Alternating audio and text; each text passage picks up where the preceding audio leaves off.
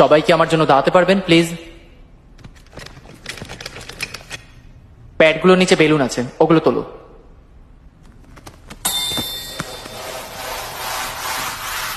ফুলিয়ে ফেলো।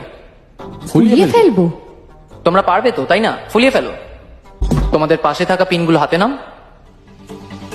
তোমাকে 30 সেকেন্ড সময় দেওয়া হলো। যার বেলুনটা শেষ অব্দি ঠিক থাকবে সেই জিতবে, আর বিজেতা 2 মাসের স্যালারি বোনাস পাবে।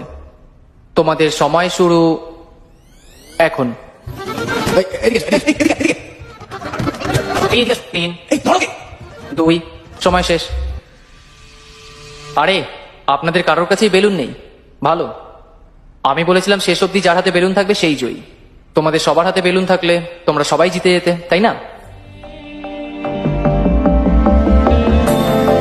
তোমাদের প্রত্যেককে জিজ্ঞেস করতে চাই, এর জন্য কাউকে হারাতেও পরোয়া করো না। সত্যি বলতে একজনের জয় পুরো টিমকে জেতাতে পারে না, আর একটা কোম্পানি ঠিক এই কারণেই জিততে পারে না। কিন্তু যদি একটা টিম জেতে তার মানে টিমের সবাই জিতেছে।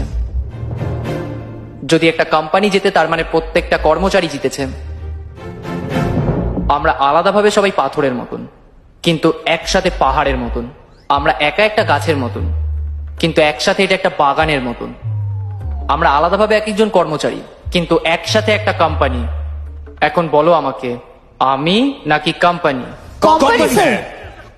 আরেকটা শেষ কথা, আর না। যে বই পড়ে সে পাঠক, যে কেস লড়ে সে উকিল, যে টিমকে পথ দেখায় সে হলো লিডার।